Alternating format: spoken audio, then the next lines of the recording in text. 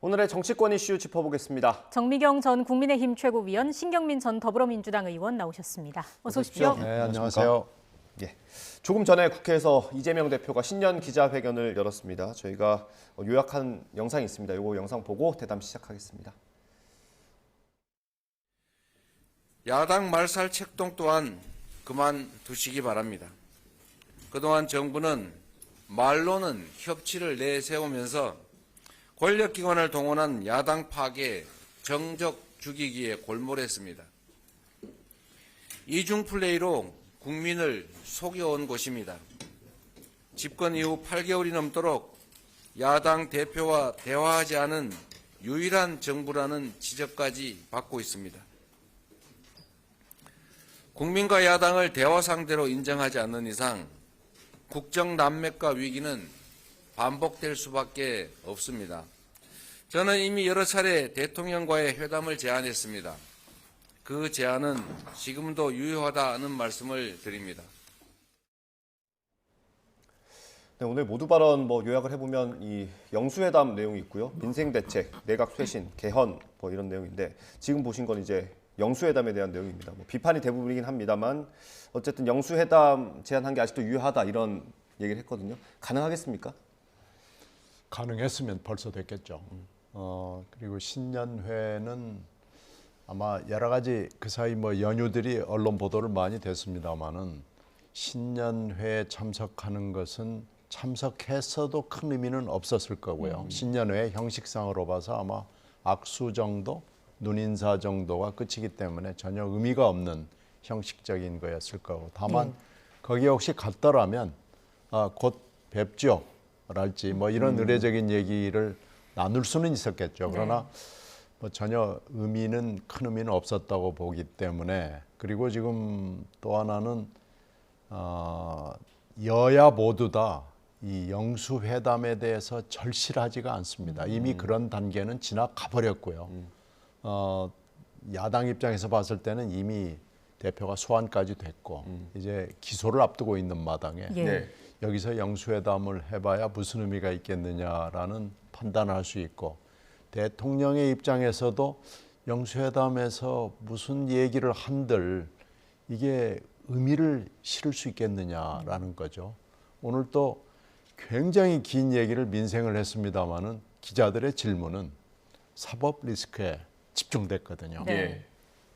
그러니까 아무리 많은 얘기를 해도 이게 지금 민생이라는 게 단어가 의미가 실리지가 않습니다. 그런 점으로 봤을 때는 여야 영수회담을 한들 그게 여야에 모두 다 큰 임팩트를 주지 못한다 이렇게 봐서 가능성은 거의 없다고 봐야 되겠죠. 가능성이 낮다. 최고위원님은 오늘 여러 가지 내용 중에 어떤 점에 좀 주목을 하셨습니까? 지금 방송에 잠깐 나왔는데요. 그 야당 파괴 정적 죽이기에 골몰했다. 정부에 대해서 이렇게 지금 공격적인 언사를 쓰고 있는데요. 사실 야당 파괴는 그 이재명 대표가 하고 있는 거예요.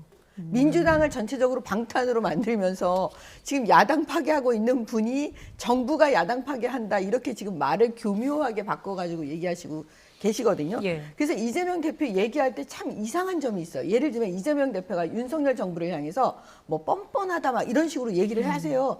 그러면 우리가 이재명 대표한테 하고 싶은 얘기를 어떻게 거울 보고 하듯이 저렇게 하고 계시나 이런 생각이 드는 지금 그런 화법이 계속 나오고 있어요. 그다음에 정적 죽이기 윤석열 대통령은 이미 대통령이 되셨어요. 정적이라는 게 없어요 사실은. 정적 죽이기 할 필요가 없는 거예요. 근데 이런 얘기를 지금 계속 반복하고 계시고 그다음에 국민과 야당을 대화 상대로 인정하지 않고 있다 이렇게 얘기하고 있는데 사실 윤석열 대통령은 국민과 야당하고 대화하고 싶죠. 야당을 지지하시는 국민들을 바라보고 야당하고 대화하고 싶은데 이재명 대표가 지금 피의자이기 때문에 이재명 대표하고 대화를 못하는 거예요. 지금 상황이. 이건 안 하는 게 아니라 못하는 거거든요. 그러니까 그런 상황 속에서 제가 볼 때는 이재명 대표가 진짜 진심으로 민주당을 사랑한다면 지금이라도 저는 그 대표 자리에서 물러나야 된다. 그리고 홀로 그 사법 리스크를 다 감당하고 깨끗하게 클리어되면 오거나 아니면 구속되거나 그렇게 하셔야지 이런 식으로 자꾸 본인이 그 본인의 사법 리스크로 민주당을 위험에 빠뜨리는 거는 그거는 상식적인 민주당을 지지하시는 분들도 걱정하고 있을 겁니다. 네. 예. 의원님 말씀해 주신 대로 뭐 여러 주제가 있었습니다만 저희 대담도 아마 그런 방향으로 가지 않을까 싶습니다. 질의응답에서 말씀하신 대로 그 검찰 수사 관련된 내용들의 질문이 많았어요. 먼저 뭐 저 개인적으로 궁금했던 거는 측근들이 구속되지 않았습니까? 그에 대해서 입장을 물었는데 답변이 검찰의 의사결정이 타당하지 않았다. 그렇기 때문에 하지 않겠다라는 의사를 밝혔습니다. 이건 좀 합당합니까? 검찰의 수사가 전면적으로 잘못된 증거와 잘못된 전제 위에서 출발했다고 이재명 대표가 보고 있는 거 아니에요? 그러면은 측근 구속도 잘못된 수사기 때문에 사과할 필요가 없고 예. 불체포 특권 문제도 소신으로 불체포 특권은 받지 않아야 된다고 생각하는데 검찰이 잘못하고 있는 데 대해서는 그거하고 이거는 좀 다르지 않냐라고 그러면서 지금 이재명 대표가 답변을 피해 나갔거든요. 예. 사실 모든 것이 지금 검찰에서부터 출발하고 있기 때문에 이재명 대표의 논리라고 그러면은 지금 여기서 우리가 유추해 볼 수 있는 것은 계속 간다는 겁니다. 계속 이렇게 간다는 겁니다. 그러니까 지금 예상이 되는 건 시리즈로 소환이 예정이 돼 있고 어떻게 보면 복수의 체포 동의안이 국회로 올 수 있고 그리고 분명히 시리즈 기소가 있을 거거든요. 예. 그러면은 완전히 어떻게 보면 연속적인 재판이 23년에 예정이 쭉 돼 있는데 네. 오늘 얘기는 이재명 대표가 이 모든 거에 맞서 싸우겠다는 겁니다. 예. 검찰에 맞서 싸우고 잘못된 검찰의 팩트에 의해서 기소가 되면 재판정에 가서 싸우겠다는 겁니다. 그러니까 오늘 얘기를 뒤집어서 얘기하면 나는 이제 검찰하고 싸움이 시작이 됐고 네. 앞으로 재판부에 가서 내 무죄를 밝히겠다라는 것 때문에 이제 굉장히 지리한 그리고 몇 개가 될지 모르는 재판이 23년도에 많이 있을 것이고 네. 여기에 맞서 싸우겠다라는 선언으로 볼 수 있습니다. 그 최고위원님 말씀하시기 전에 워낙 잘 맞추신다고 저희가 말씀을 해드려가지고 체포동의안이 이번 성남 FC 건으로도 올 수 있다고 보십니까? 법률적으로는 지금 검찰의 논리로 하면은 체포동의안을 보내야 됩니다. 그러니까 지금 설 연휴 민심을 여야가 다 지금 보고 있는 거 아니겠어요? 근데 지금 소환하는 비디오는 검찰이 이미 확보한 거 아니겠어요? 그러니까 체포동의안 부결이라는 팩트와 비디오가 필요하다고 판단되면은 체포동의안을 보내겠죠. 예. 지금 기소는 뭐 아마 설 지나고 나서 봄이 오면은 아마 기소가 주르륵 나올 것이기 때문에 네. 설 연휴 민심에는 분명히 이 소환 모습 비디오를 확보하고 체포 동의안 부결까지 하는 것을 만약에 법무부나 지금 용산이나 다 원한다 그러면은 체포 동의안을 보낼 수 있습니다. 예. 그러나 소환 모습으로 족하다, 설 민심을 자극하는 것이 충분하다 그러면은 체포동의안까지는 안 보낼 수 있고요. 체포동의안 보내면은 뭐 분명히 부결될 것이 확실하기 때문에 네. 이것은 매우 정치적 판단이고 제가 이것을 하느냐 안 하느냐를 제가 결정하는 게 아니기 때문에 예상을 할 수는 없습니다만은 이것을 설 민심에 올리느냐 마느냐의 결정은 정부 야당의 검찰에 달려 있다고 봐야죠. 네. 제가 볼 때는 구속영장 청구하고 체포동의안 아마 국회로 보낼 겁니다. 그건 왜 그러냐면 그 이재명 대표가 그 검찰에 그 출석했을 때요. 만약에 임시회를 열지 않고 소집해 놓지 않은 상태에서 만약에 갔다. 그러면 저는 그 많이 고민했을 것 같아요. 네. 검찰 입장에서. 근데 오히려 방탄을 딱 만들어 놓고 지금 출석한 거잖아요. 예. 그럼 그런 상황이면 검찰로서는 영장을 청구하고 체포 동의서를 국회로 보내지 않을 수가 없습니다. 예. 저는 거의 뭐 99% 보낸다 이렇게 예측을 아니, 합니다. 이런 점을 하나 얘기할 수 있을 거예요. 만약에 이번에 국회를 안 열었다 그러면은요. 구속영장을 청구를 하면은 이게 재판부로 가잖아요. 예. 그래서 영장 실질 심사를 하면은 재판부가 아니 이거 범죄 혐의 소명은 됐지만 야당 대표고 이러기 때문에 도주 가능성 없잖아. 그 증거인멸 가능성은 없잖아. 그래서 기각할 수 있거든요. 기각하면 검찰에 엄청난 부담이 되거든요. 예. 그런데 지금 검찰은 그런 부담이 없는 상황에서 일을 진행할 수 있는 오히려. 굉장히 홀가분하게 지금 일을 진행할 수 있기 때문에 네. 검찰로서도 범죄 혐의상으로 봐서 지금 1억 이상이면 무조건 영장 치거든요. 네. 그러니까 영장 법률적으로 쳐야 됩니다. 그리고 정치적으로도 부담이 없습니다. 라고 그러면은 검찰도 굉장히 홀가분하게 정치권에다가 얘기를 할 수 있는 거죠. 이건 한번 해볼만 합니다. 예. 라고 할 수 있는 거죠. 그렇네요. 앞서서 해주셨던 그 얘기 다시 좀 얘기를 해보자면은 그 측근 구속에 대한 유감 표명이나 불체포 특권 내려놓을 뜻 있느냐라는 그런 질의에 대해서는 어쨌든 결국에는 정당한 수사가 아니라는 취지로 답변을 한 거잖아요. 최고위원님 생각도 좀 듣겠습니다. 아니 이제 보통 공적인 인물들이요. 예를 들어서 박근혜 대통령 또 이명박 대통령 과거에 그 포토라인에 서고 구속되실 때 그래도 마지막에 그 국민들께 죄송하다, 송구하다 이런 취지로 다 말을 하시거든요. 예. 그리고 이회창 전 대표도요.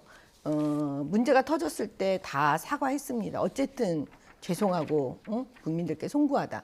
근데 그 지금 이재명 대표는 공인이 뭔지를 모르시는 거예요. 예?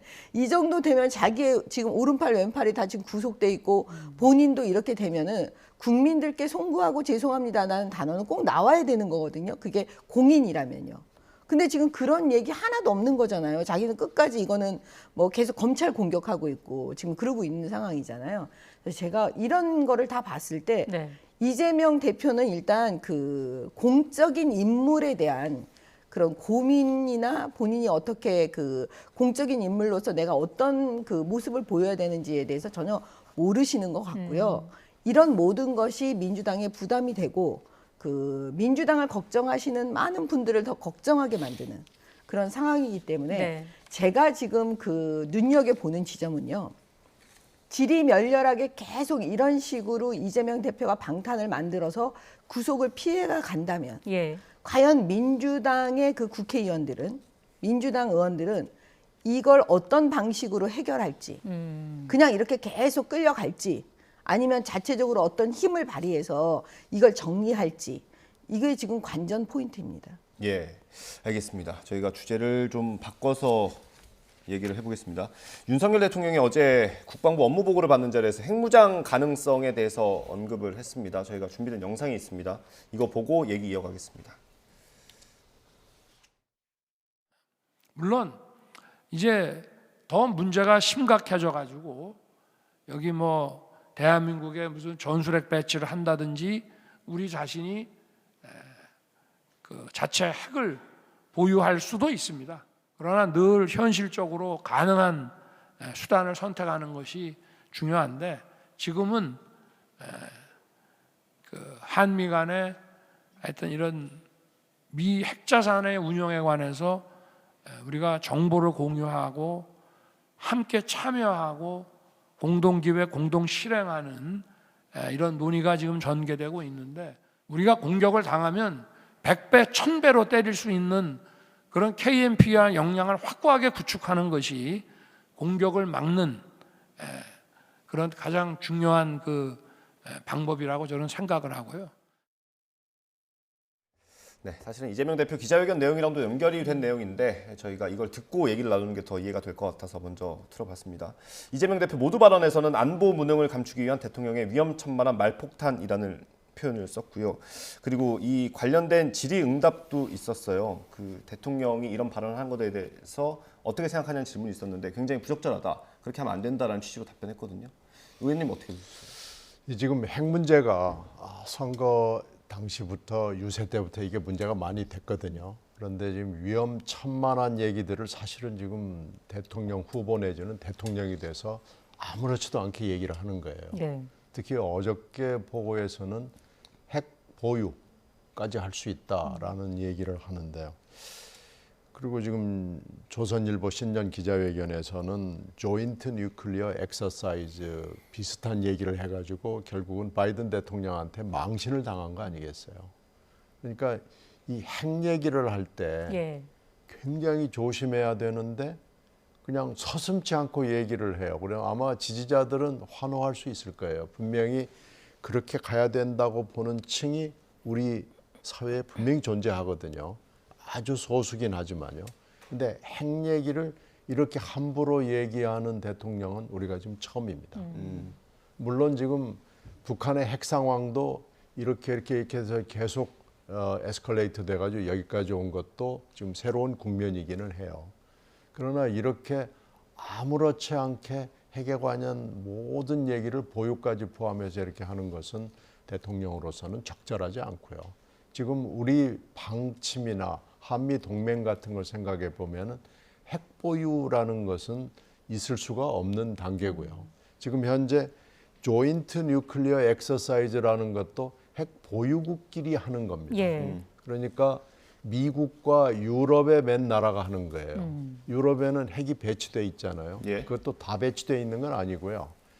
미국의 핵이 전술핵이 배치되면은 이것을 쓸 경우에 어떻게 써야 되느냐를 놓고 굉장히 아주 복잡하고 미묘하고 요즘 그 핵무기는 전술과 전략을 구분할 필요가 없을 정도로 정교하게 발전되어 있기 때문에 연습을 하지 않을 수가 없습니다.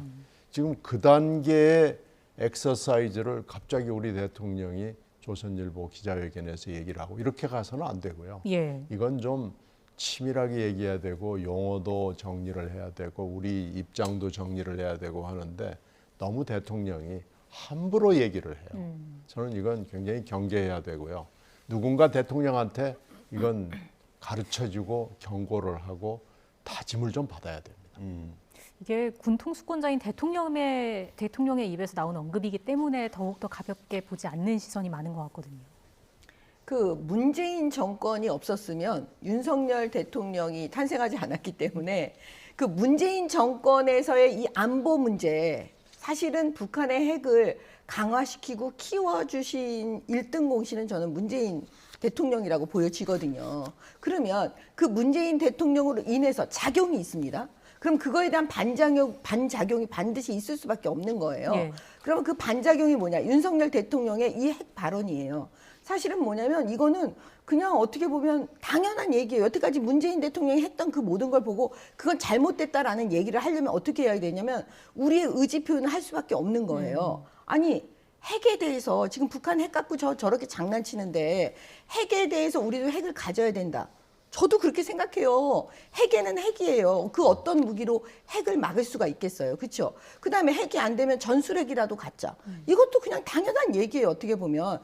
윤석열 대통령은 그 의지 표현을 강력하게 말씀하신 겁니다. 핵에는 핵을 소지하는 게 제일 좋은데 그게 현실적으로 가능하지 않으니 예, 그거에 대해서 우리가 미국과 함께 정보도 공유하고 함께 실행하고 함께 기획하고 이런 현실적인 방법을 하겠습니다. 라고 말씀하신 거라고 저는 보여지거든요. 예. 그러니까 이 모든 발언을 가지고 예를 들어서 신경민 의원님이 그 조목조목 반박하시려면 문재인 정권이 정상적이었어야 돼요.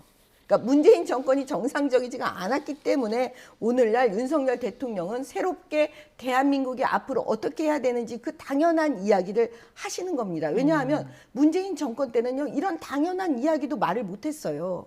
아무도 할 수가 없는 상황인 거예요. 그래서 이걸 윤석열 대통령이 통수권자로서 강력한 의지를 말씀하신 거, 저는 그거 당연하다고 봅니다. 예, 이 발언이 있고 나서 오늘 아침에 국방부 차관이 뭐 라디오 인터뷰를 몇 개 했더라고요. 들어보니까 뭐 원론적인 얘기였다 이런 설명을 하긴 했습니다. 다만 지난해 말에도 여권에서 이런 비슷한 얘기가 나와서 국방부가 해명하는 그런 일들이 있지 않았습니까? 이번에도 또 이렇게 파장이 커지고 있고요. 그러니까 지금 용어도 정리가 안 돼 있는 것 같아요. 자꾸 문재인 대통령 때의 원천적인 문제가 있다고 말씀을 하시는데 문재인 대통령 때 국방 자세나 국방 태세 문제에 대해서는 특별하게 야, 우린 이제 그만하자 이런 얘기가 나오지는 않았습니다. 오히려 예산이나 자세 문제에 있어서는 다짐이 있었고요. 특히 문재인 대통령은 본인의 군생활 경력 때문에 전 미리터리 덕후의 약간 그런 느낌이 있어요. 군대 얘기만 나오면 굉장히 좋아합니다. 예. 그리고 관심이 있고요. 예. 오히려 지금 자꾸 문재인 대통령 때로 하는 것은 그건 저는 지금 그 윤 대통령 체제에서 맞지 않다고 보고요. 저 핵 문제는요. 저렇게 그냥 한마디로 앉아가지고 뭐 그러면 우리도 그럼 같지 뭐 이렇게 할 수 있는 간단한 문제가 아닙니다.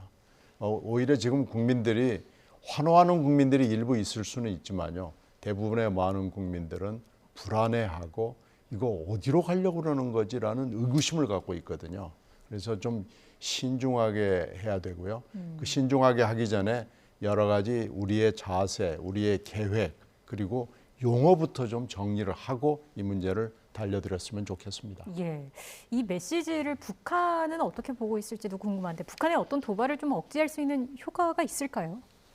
북한은 이제 좀 정신을 차려야 될 것 같아요. 왜냐하면 문재인 대통령 때는 문재인 대통령이 김정은을 대신해서 외국 정상들에게 사실은 결과적으로 거짓말을 한 거거든요. 북한이 핵을 포기할 거라고 막 그런 얘기를 막 하셨잖아요. 그럴 때 외국 정상들은 문재인 대통령 과연 어떻게 생각했을까? 저는 사실 그게 되게 궁금해요. 예. 속마음으로 문재인 대통령에 대해서 무슨 생각을 했을까? 그래서 제가 볼 때는 이거를 천명하는 게 되게 중요하잖아요. 문재인 대통령은 북한 핵에 대해서 그들이 핵을 포기할 거니까 유엔 제재를 풀어달라.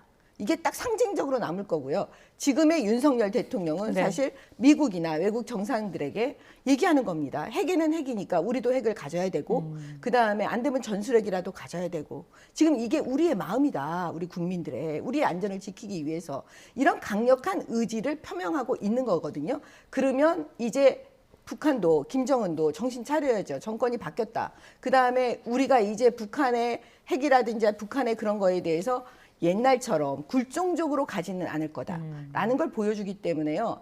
아마 생각을 하겠죠. 왜냐?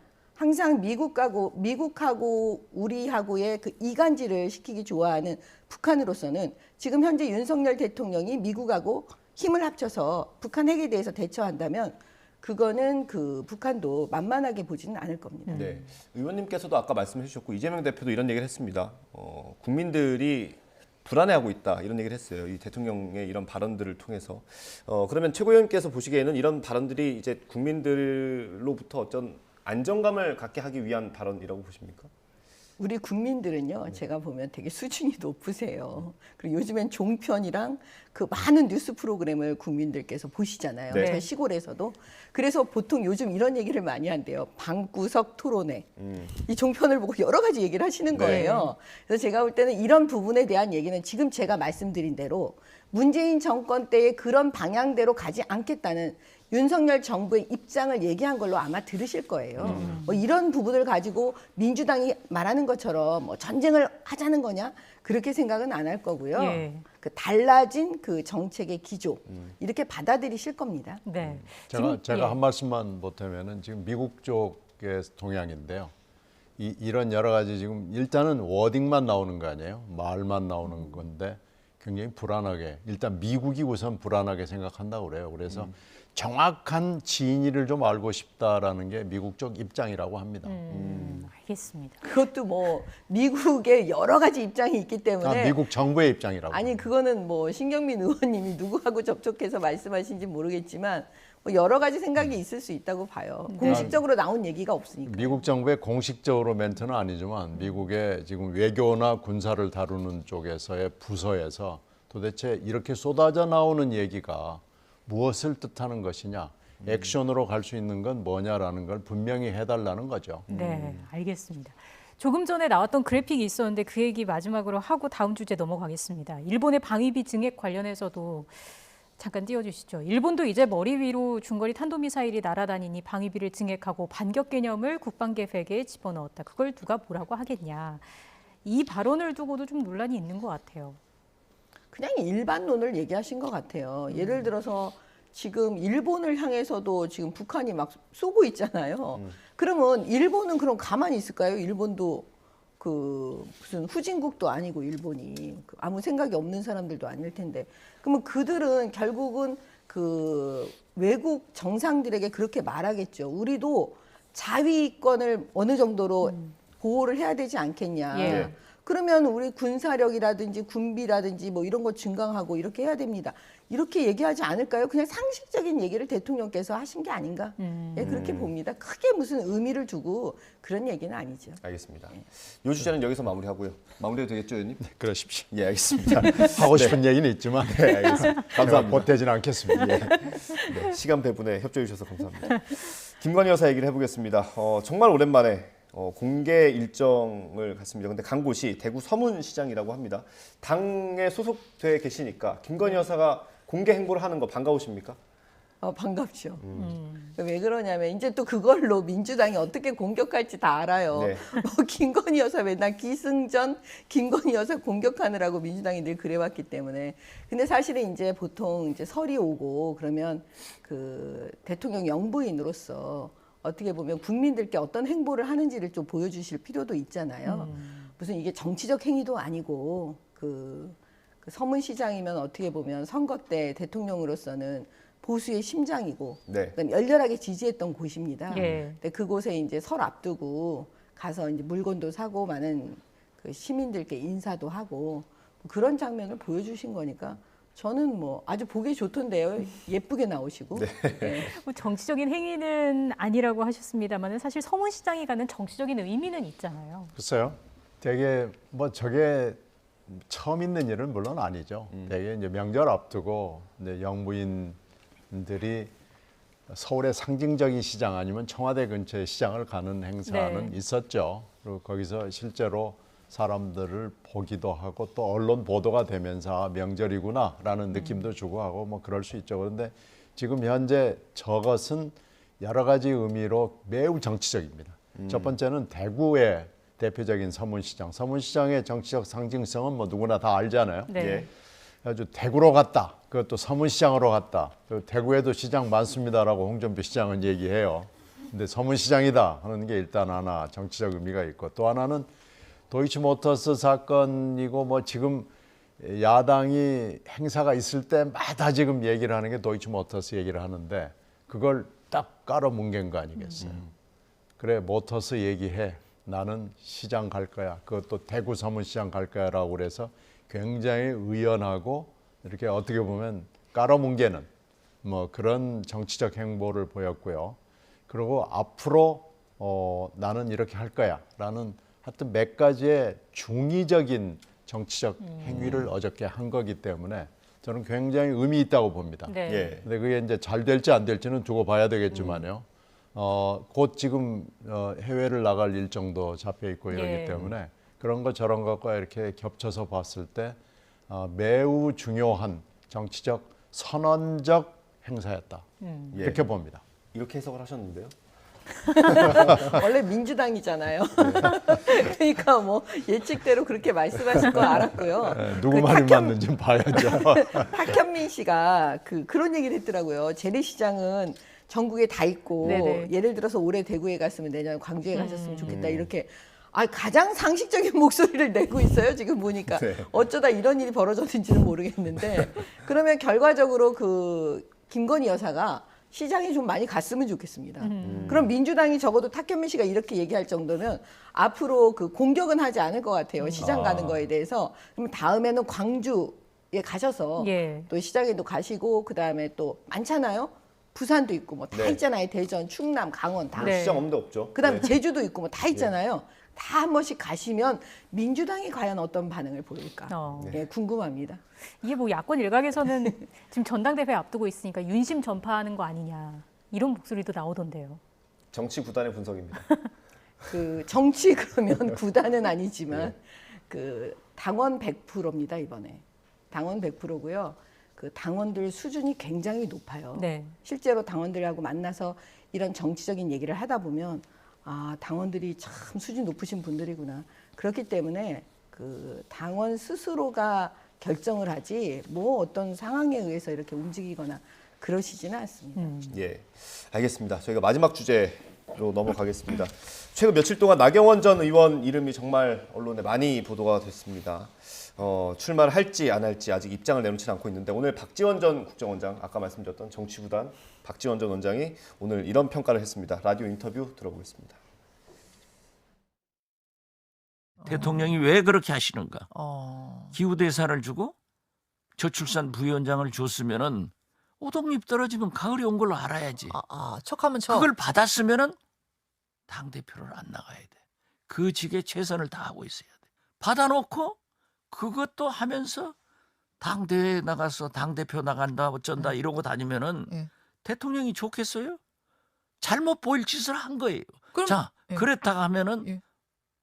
결심을 굳혀서 나 당대표 하지 않습니다. 부위원장 기후대사 열심히 합니다. 이렇게 선언하고 열심히 하든지 이것도 아니고 저것도 아니고 사표를 무슨 뭐 대통령실장한테 전화로 했다? 이게 말도 안 되죠. 일단 오시는 분들마다 여쭤보겠습니다. 나경원 전 의원이 나올 것 같은지 의원님 어떻게 보세요? 뭐 주초까지는 기다리겠지만 힘은 많이 빠진 거 아닌가요? 왜 그러냐면은 지금 이 용궁하고 용산 대통령실하고 붙은 이후에 도와주겠다는 사람이 이제 힘이 다 빠져서 어떻게 보면 썰물 빠지듯이 빠져나갔고요. 제주도당 취소하듯이 행사도 초청도 다 지금 빠져나갔고요. 이제 본인이 당원에게 어필하는 그거 딱 하나 믿고 지금 있는 거 아니겠어요? 그러니까 여론조사가 지금 어제 나온 거 보면은 그래도 높잖아요. 네. 그래도 김기현 후보가 문제가 있는 거예요. 김기현 후보가 그렇게 밀어줘도 뜨지를 않아요. 그러니까 지금 현재도 보면은 옛날보다는 많이 올라가긴 했지만 김기현 후보가 이렇게 용산 대통령실이 밀어주고 전 당원들이 다 밀어주는데도 안 뜨는 거 보면 김 후보한테 문제가 있는 거죠. 이제 그러니까 나 아직 선언 안 했으니까 후보는 아니죠.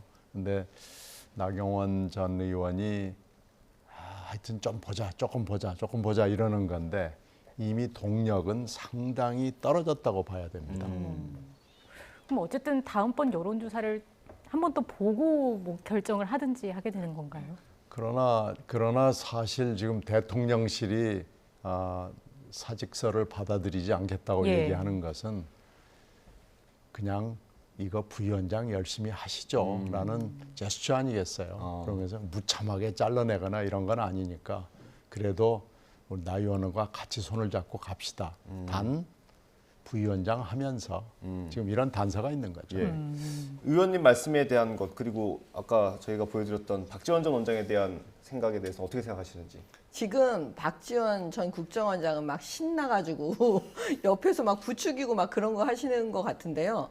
최근에 이 박지원 전 원장이 방송에 나오셔서 한 여러 가지 제가 이제 그 말씀들을 봤는데 이제는 정치 구단이 아니고 정치 마이너스 구단인 것 같아요.